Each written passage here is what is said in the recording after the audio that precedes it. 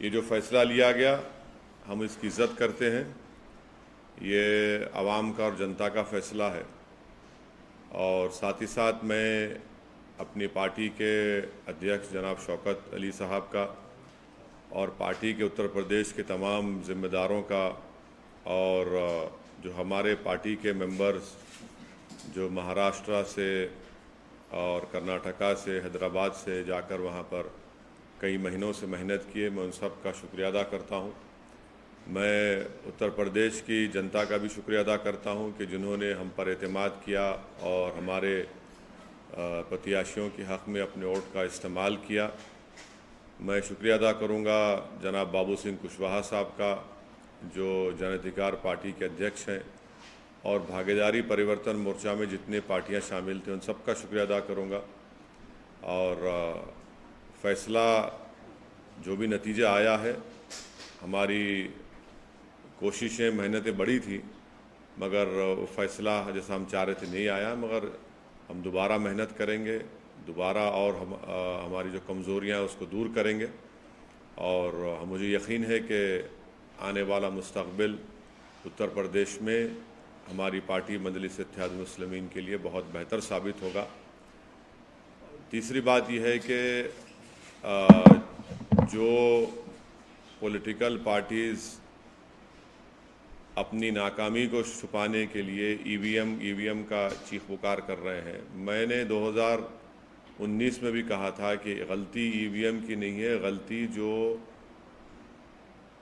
लोगों के दिमाग में जो चिप डाल दी गई है वो उसकी बहुत बड़ा रोल अदा कर रहा है।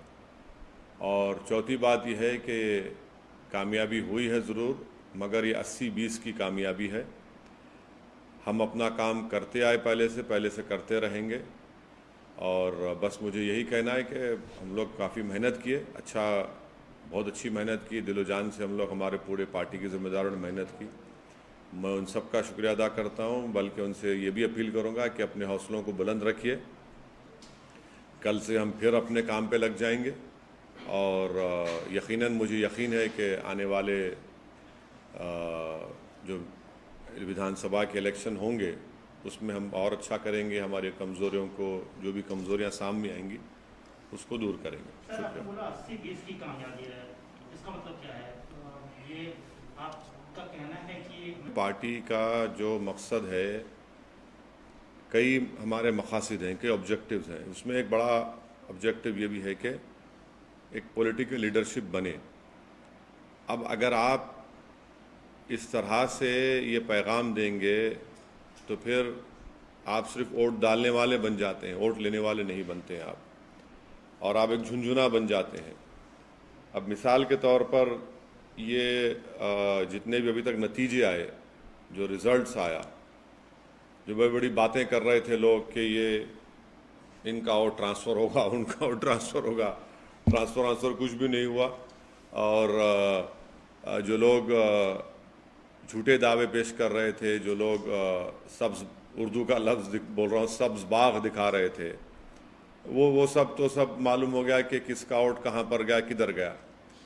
तो खैर अभी तो पूरे नतीजे नहीं आए, तो इस नतीजे पर और जब पूरे नतीजे आ जाएंगे उसको देखकर भी फिर हम और यकीनी तौर पर कह सकते हैं।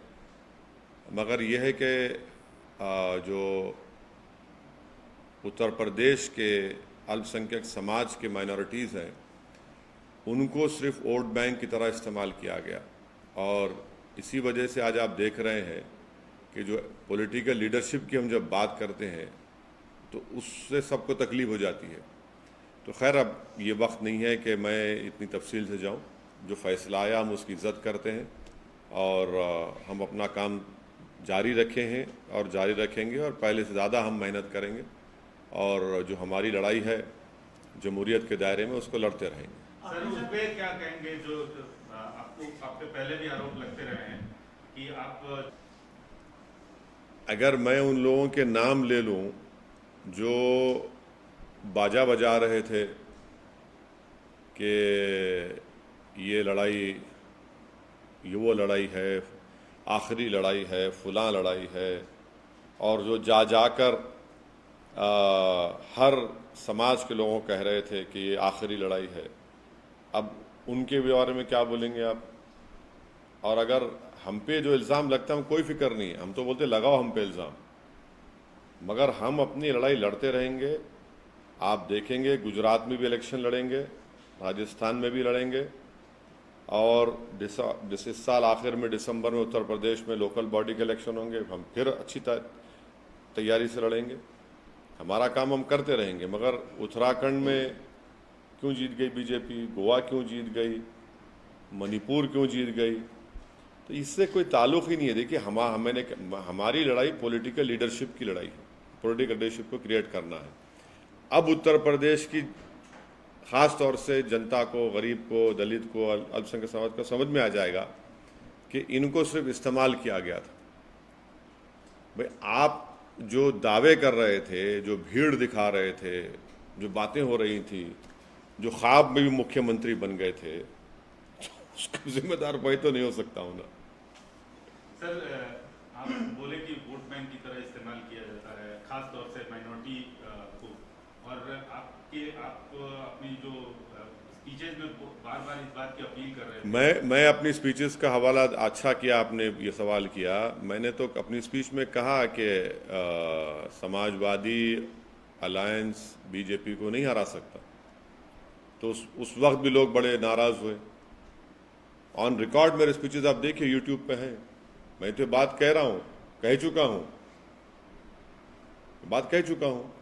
मेरा सवाल मुख्तलिफ था। हाँ। मेरा सवाल ये था कि आप चुनाव तो लड़ रहे थे, लेकिन एक और लड़ाई लड़ रहे थे बकौल आपके, कि मुस्लिम जो कम्युनिटी है उसको वोट बैंक की तरह अब तक इस्तेमाल करती आई है पॉलिटिकल पार्टी का, अपना लीडरशिप होना चाहिए।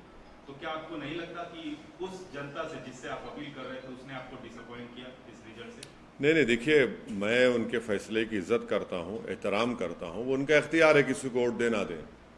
मगर अब दोबारा तो हम उम्मीद करेंगे कि दोबारा तो उनको ठगा नहीं जाएगा ना। अब दोबारा यही बात उनसे नहीं कही जा सकती, क्योंकि उन्होंने देख लिया, उन्होंने आजमा कर देख लिया कि भाई 4 इलेक्शन अब आप हार चुके हैं, 14, 17, 19 और 22, ये 4 इलेक्शन अब हार चुके हैं। तो अब हम उम्मीद करते हैं कि वो अपना, उनका ही फैसला है, मगर वो आपकी बार जब आइंदा पार्लियामेंट के इलेक्शन होंगे उत्तर प्रदेश में या म्यूनसिपल इलेक्शन होंगे, वो हमारी इस बात पे गौर करेंगे। हमको मालूम है कि हमारी बहुत सी बातों को लोग उस पर गौर किए, मगर एक जो चलाया गया था प्रोग्राम पूरा, वो प्रोग्राम तो नाकाम साबित हो गया। सर, यूपी में पहले कहा जाता था कि एमवाई समीकरण चलता है, इसमें भी आता, लेकिन इस बार ये कहा गया है कि एमवाई समीकरण चला है, वो भी महिला और योजनाएं। कोई नहीं, सुनिए, नहीं, एक मिनट, और प्रधानमंत्री के चलते ही एमवाई किसके लिए चलता था? एमवाई किसके लिए चलता था बताइए? कौन सी पार्टी के लिए चलता था एमवाई? यहाँ तो खाली एम ही है ना, वाई कहाँ है यहाँ पे? तो खाली एम ही है, वाई तो मानते हैं कि ये जो योजनाएं थी महिलाओं के लेकर के। अब देखिए प्रसाद साहब ऐसा है ना, अंग्रेजी कहावत है, victory has many fathers, defeat has none. अब आप जीतने के बाद आप वो बोलते बोलिए, अब आप जीत गए तो आप नहीं, मैं यूपी, देखिए यूपी की जनता ने फैसला लिया, हम उसकी इज्जत करते हैं। अब उस पर आप क्या क्या लगाते लगा लीजिए, मगर वो फैसला है, उसकी इज्जत करना पड़ेगा, एहतराम करना पड़ेगा। सर, आपने कहा कि अब ये चुनाव तो हो गए, आपने कहा कि गुजरात और राजस्थान में, तो आप क्या एमआईएम वहां पर? बिल्कुल करेंगे, हम बिल्कुल करेंगे। बल्कि इससे पैगाम तो चला गया ना कि ये लोग जो एक पर्टिकुलर कम्युनिटी को अपना वोट बैंक समझते थे, अब तो वोट तो ले लिए, मगर आपके वोट नहीं है, आप तो जीत ही नहीं पा रहे, आपका वोट ही नहीं है। वो जो क्या लफ्ज इस्तेमाल किया था कि रेनबो, हाँ नहीं, जो हिंदी का लफ्ज इस्तेमाल हुआ था उसमें वो तो सब हाथ को आ गया ना, वो तो बिल्कुल ही नाकाम साबित हुए। बहुरंगी गठबंधन, ये कहाँ से बहुरंगी था भाई? उसमें तो खाली एक ही रंग था। रेनबो कोलिशन कहा आपने कि ये कम्युनिटी का वोट, वो कम्युनिटी का वोट, ये ट्रांसफर हो गया, वो हो गया। अब आप बताइए कि लखीमपुर खीरी में बीजेपी पूरी जीत जाती है। इसलिए हम कह रहे हैं कि 80-20 का मामला हो गया, और ये 80-20 हम आपको कह रहे हैं बहुत लंबे सालों तक रहने वाला है भारत की जमहूरियत में। तो आपको लगता है विकास के मुद्दे पे नहीं, अभी ये प्रेस कॉन्फ्रेंस ये मौका नहीं है, ना वक्त है कि मैं इतना उसमें सब्सटेंशिएट करूं, मगर मैं इतना जरूर कहूंगा कि 80-20 का ये माहौल बहुत लंबे सालों तक रहने वाला है। ये समझने की जरूरत है सबको। क्या इस सर, इलेक्शन आखिर का ऐसा दौर ऐसा चल क्यों रहा है है? ऐसा क्यों है कि आप वेस्ट बंगाल गए, वहाँ भी जो मुस्लिम कम्युनिटी का भरोसा नहीं जीत पाए।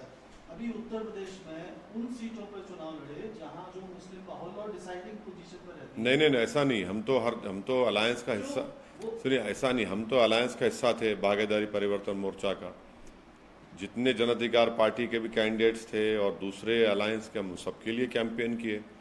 इलेक्शन में जीतार होती है, इलेक्शन जीतार होती है। और काशीराम, मान्यवर काशीराम ने सही कहा था कि पहला इलेक्शन हारना, दूसरा हराना, तीसरा जीतना। इस इलेक्शन अरे में सुनिए, तो ये काशीराम साहब का एक बहुत बड़ा इंपॉर्टेंट स्टेटमेंट है। हम हारे हैं, जीतेंगे दोबारा, इसमें कौन सी बड़ी बात है? कौन सा आसमान गिरने वाला है? हमारे हौसले, हमारा अज़म कभी कम नहीं होगा ना, इसलिए होता है। ठीक है, हम जो चाह रहे थे उसके बरक्स नतीजा आया, कोई बात नहीं है, मगर हमारे हौसले, हमारे स्पिरिट आज भी हाई हैं, कल भी हाई रहेंगे, हम लगे रहेंगे। आपने कांशीराम का इसी से जुड़ा हुआ कॉम्प्लीमेंट्री समझिए वो नहीं, मतलब आखिर क्या कारण वो आप पाते हैं कि जो मुस्लिम कम्युनिटी है उसका भरोसा नहीं जीत पा रहे हैं? नहीं, देखिए, अब एक मैसेजिंग जो की गई थी ये सब लोगों की वजह से, अब उसका नतीजा देख रहे हैं ना आप, अब उसका नतीजा देख रहे हैं लोग। तो ये एक टर्निंग पॉइंट होगा मुस्लिम पॉलिटिक्स के लिए। ये यहां पर मालूम हो जाएगा कि भाई जो दावे कर रहे थे उन्हीं के पास कुछ है ही नहीं, वो खुद बिल्कुल खाली पड़े हुए हैं, सिर्फ दावे कर रहे थे। अगर उनके दावे सही साबित होते तो कुछ तो उनके पास बचता, उनके पास कुछ नहीं बचा। तो हिजाब का मामला किसको फायदा किया और किसको नुकसान किया सर? देखिए, हिजाब का मामला मैंने कहा था अपने भाषण में, ये संविधान के फंडामेंटल राइट का इशू है। इलेक्शन हो, चुनाव हो ना हो, जहां पर फंडामेंटल राइट्स का वायलेशन आएगा वहां पर बोलना पड़ेगा। लेकिन वो इशू अगर चुनाव नहीं होते तो आप समझते हो इसी खाऊं बढ़ जाता। आप गलत सोच रहे हैं। आप, ये मेरा फंडामेंटल राइट है, संविधान को प्रोटेक्ट करना मेरी आपकी जिम्मेदारी है, मैं बोलूंगा बराबर। मगर ये बोलना कि इसमें आया, भाई अगर नहीं आता तो भी हम बोलते बराबर। 80-20 के नैरेटिव में क्या ये काम आया सर? नहीं, 80-20 का नैरेटिव आपको बताएंगे आराम से। अभी आज की प्रेस कॉन्फ्रेंस हो जाए। आप बोल रहे हैं कि जो मैसेज दिया गया था तो आपका इशारा कहीं न कहीं जमात के जो नुमाइंदे हैं, चाहे वो मेरा इशारा किसी, लीडर हों, नहीं, मेरा इशारा किसी के ऊपर नहीं है। जनता समझ जाएगी। मैं आप जिसका समझ रहे हो नहीं, वो गलत है, वो नहीं। आप कह रहे हैं कि ये जो 80-20 का जो नैरेटिव है, This is going to stay for a very, very long time. This is the crass reality which everyone will have to accept. At the same time, the story of the day is also coming from Punjab, where Kejriwal has sort of in a way created history, and he has made it amply clear that he's going to stitch up a national front, which may not be possible without the support of other players. And here we're talking about TRS Chief Minister KC. You know what? One of the MLAs of that party had talked about my chief minister. He has used some offensive words against him, unparliamentary, derogatory words. I don't want to repeat it in a press conference, but that is for them and the other parties to decide. But would you throw in No, any no, madam, my objective is to create a political leadership. That I'll try to do my best, and it will be created. But any concerted effort? We'll see. It is too early to talk about it. Sir कई लोगों ने EVM पे सवाल उठाए, आप उस पे क्या कहना चाहेंगे? मैं तो 2019 में आपको प्रेस कॉन्फ्रेंस में बोला था कि ईवीएम गलत है, ईवीएम में कुछ नहीं है, दिमाग में चिप डाल दी गई है 80-20 की, अब वो चल रहा है। ईवीएम गलती ईवीएम की नहीं है। बुलडोजर का कितना असर पड़ा सर? कुछ भी नहीं है। गलती जो है ईवीएम की नहीं है, गलती जो दिमागों में डाल दिया गया है उसी के ऊपर मामला चल रहा है पूरा। How do you view the Congress's performance in Uttar Pradesh and other states? Congress खत्म हो गई सर। अभी कांग्रेस, बीएसपी, बहुजन समाज पार्टी, कांचीराम का आप उदाहरण दे रहे थे, लेकिन उनका जो कहना है वो रिवर्स में हो रहा है। नहीं, मैं इस बात को नहीं मानता, और बड़ा हमारे लोकतंत्र के लिए बड़ा अफसोसनाक दिन होगा अगर बीएसपी खत्म हो जाएगी तो। बड़ा अफसोसनाक दिन होगा, और मुझे यकीन है कि बीएसपी ख़त्म नहीं होगी। हमारे लोकतंत्र के लिए, जमहूरियत के लिए वो पार्टी का रहना बहुत ज़रूरी है। इस वक्तव्य को, कांग्रेस इस सर, स्टेटमेंट को, हाँ? कांग्रेस के बारे में नहीं, मैं कांग्रेस के गांधी, प्रियंका गांधी, अब मैं उनके बारे में मैं क्यों बोलूं भाई? खामखा उनको क्यों इज्जत बख्शूं मैं अपनी ज़बान से उनका नाम लेके उनके बारे में बोल के? सर आप बीएसपी के हाँ? बारे में Have they become a liability? It is for their party to decide. How can I comment on it? I cannot comment on one political party's internal strife or differences. It is not my job to comment on it. It is for that party to decide what they need to do for themselves. Sir BSP के बारे में जो अभी आप नहीं, देखिए इसको, नहीं, देखिए, सवाल पूछ लेंगे। नहीं सुनिए, मैं समझ गया आप कहाँ से आ रहे हैं। मैं आपको बता रहा हूँ कि भारत की लोकतंत्र के लिए बीएसपी का एक बहुत बड़ा रोल रहा है, और हम उम्मीद करते हैं कि वो पार्टी रहेगी, मजबूत रहेगी। हाँ, यकीनन आज का नतीजा देखकर तो आप कमज़ोरी दिखकर आती है हमारी भी सबकी, मगर बसपा की ज़रूरत है, और हम उम्मीद करते हैं कि जो जिम्मेदार हैं लोग देखेंगे और करेंगे उसको। आपको जरूरत है शायद भविष्य में, इसलिए नहीं, देखिए आप हर चीज़ को हमारी ज़रूरत मत समझिए। हर चीज़ को हम अपने उससे इंटरेस्ट से देखते हैं, मगर एक बात को तो मानना पड़ेगा ना कि उस पार्टी ने बड़ा रोल अदा किया डेमोक्रेसी को मजबूत करने के लिए। सर आप बोल रहे हैं कि जो मैंडेट है आप उसका सम्मान करते हैं, तो जो मैंडेट है वो मोदी का जो मॉडल है उसके फेवर में है। क्या आप मानते हैं कि मोदी मॉडल जो है वो सक्सेसफुल फिर से हुआ है और सस्टेन कर रहा है देश में? पंजाब में क्या हुआ? पंजाब में तो कुछ नहीं कर सके। पंजाब में कहाँ थे वो? अच्छा, नहीं थे। कभी पावर में नहीं थे ना। अच्छा। पावर में। अच्छा, मैं समझा कि शिरोमणि अकाली साथ थी ना बीजेपी की। लेकिन बाकी 4 राज्यों में तो सर असर देखिए। अब भैया अंग्रेजी कहावत है, victory has many fathers, defeat has none. Sir आप 85 रैलीज करे, 2 महीने तक हैदराबाद में नहीं आए। नहीं आया, बीच में आया। लेकिन तो क्या एक पर्सनल लेवल पे लगता है सर, बिकॉज मेहनत करके कभी कभी फल नहीं मिलता है। अरे आप लोग मेरी पार्टी की हिस्ट्री जानते ना मेरी हिस्ट्री जानते। मैं एक सिंगल एमएलए था मेरी पार्टी का, फिर हम लोग बड़े, एक ही एमएलए था मैं, हम लोग एमपी का इलेक्शन, 2 एमपी इलेक्शन थे 96 98 का। तो क्या कमियां रह गई? क्या अरे रही होगी भाई, कुछ ना कुछ होगा, हम उस पर देखेंगे, मगर मेहनत के एतबार से हमारा उत्तर प्रदेश का यूनिट, शौकत अली और जितने हमारे जिम्मेदार हैं बहुत मेहनत की, तो यकीनन कहीं ना कहीं कमजोरी होंगी, देखेंगे उसको, मगर इससे हमको कोई मायूसी नहीं है। Sir, do you still feel that Muslims in other parts of the country see you as an outsider? See, that is not, they don't see me as an outsider. They see me as a person who is fighting to create a political leadership and to ensure that everyone gets their hissedari or their share in Indian democracy.